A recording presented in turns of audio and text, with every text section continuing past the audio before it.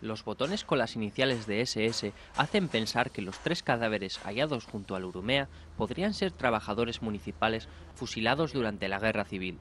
Los cuerpos han sido descubiertos durante las obras del sexto puente de Donostia.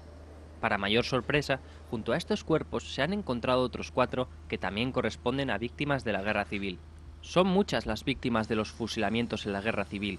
El olvido y el abandono han acompañado durante décadas a los cadáveres que fueron ejecutados durante este periodo. Justo en la zona del Puente Hierro han aparecido 2 fosas.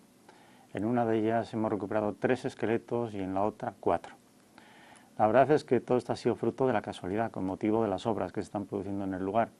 Cuando fuimos a recuperar los restos, creíamos en principio que podían ser de unas guerras antiguas, guerras de la independencia, guerra contra los franceses, porque en el eje del río Urumea, en esta ciudad, siempre han aparecido restos humanos que corresponden a aquella época. Eran lugares fáciles donde se podía enterrar a la gente, fondo de arena, transitables, pero siempre apartados de la ciudad por el riesgo a las enfermedades y las epidemias. Pero nuestra sorpresa fue enorme porque en la primera fosa uno de los 3 individuos resulta que tiene unos botones, en total 6 botones de latón con las iniciales SS de San Sebastián, que corresponden precisamente a los uniformes que utilizaba, por ejemplo, la Guardia Municipal. Los restos humanos encontrados corresponden a 3 víctimas donostiarras asesinadas y enterradas en ese lugar en octubre de 1936. Los hombres podrían haber sido retenidos en un centro irregular de detención de la Falange en el Boulevard y fusilados junto al Urumea, incluso sin conocimiento de la autoridad militar. Este no es un escenario habitual de fusilamiento franquista, pero sí se sabe que acogió algún episodio puntual, lo mismo que en otras zonas de la capital. Han sido los primeros cuerpos encontrados en este lugar, pero los otros 4 restos humanos encontrados hacen pensar que podría haber más. Los cuerpos conservan su posición original, algo que ha sorprendido a los responsables de Aranzadi, ya que son numerosos los movimientos de tierras sucedidos en este espacio. La Sociedad de Ciencias de Aranzadi y el Instituto de Medicina Legal trabaja en la identificación de los cadáveres. En principio hay casi 3 fases o 3 ámbitos de actuación. Una que puede ser la investigación en archivo, la investigación de documentación en archivo, en la que, por ejemplo, los historiadores se preocupan de conocer las listas de desaparecidos, información del registro civil, información histórica que ya se ha generado. Está la fase de campo, que es la que se ha resuelto estos días pasados en el Puente Hierro, y luego hay otra tarea que es el laboratorio.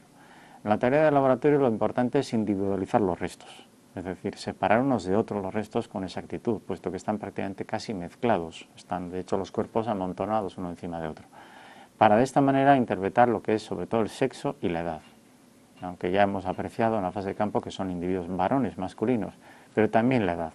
Con esa información y quizás algún otro dato característico desde el punto de vista físico, haremos una aproximación a lo que pueden ser las personas que desaparecieron precisamente en esta ciudad en aquella época, que en total son unas 400. Y con este recorrido de aproximación intentaremos incluso hacer un estudio genético, es decir, comparando las muestras de ADN que tienen los restos que se han recuperado con posibles familias que hagan la reclamación y que nos permitan nosotros razonablemente, en esta primera interpretación del laboratorio, aproximarnos a que pueden ser o no esas personas que se buscan. Entre los años 1936 y 1942, más de 1.100 personas fueron fusiladas en Guipúzcoa por las tropas franquistas.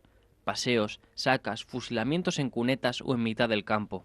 Las víctimas, en algunos casos, tuvieron que cavar sus propias fosas. Las cifras de los fusilados crecen cada año y el número de ejecutados alcanza las 5.000 personas. Los cadáveres fueron enterrados sin dejar opción de que fueran encontrados o identificados por sus familiares. Hasta el presente, todas las exhumaciones que hemos hecho, y desde el año 2000, entre unos equipos y otros, han recuperado casi 4.000 esqueletos en unas 180 fosas en toda España. Lo cierto es que muchos cuerpos no han podido ser identificados porque no hay un ejercicio de aproximación. Siempre la identificación es una comparación de una cosa con otra. Y si no se orientan los casos correctamente, uno no puede comparar contra nada. De tal manera que las familias juegan un papel importante porque efectivamente son las que nos facilitan información de los hechos, de cómo ocurrieron, el recuerdo que se tiene en la familia, a veces alguna mínima documentación. La Asociación para la Recuperación de la Memoria Histórica lleva años trabajando para la recuperación e identificación de los cuerpos de los fusilados que no fueron entregados a sus familias. Más de 70 años después, y gracias a los testimonios de familiares y la labor de esta asociación, se comienzan a esclarecer muchas incertidumbres. Existen miles de personas que todavía no han sido localizadas y mucho menos identificadas. Nos sorprende que cuando estamos finalizando una tarea, pues aparece otra fosa equivalente. De hecho, en el Puente Hierro acabamos con la primera fosa, con 3 cuerpos, creyendo que no habría más, y sin embargo, 2 días más tarde apareció otra fosa. Esto nos da una idea de la visión general, que en toda la geografía hay más fosas de las que podíamos calcular. Y por lo tanto, en los próximos años se seguirán exhumando y localizando fosas.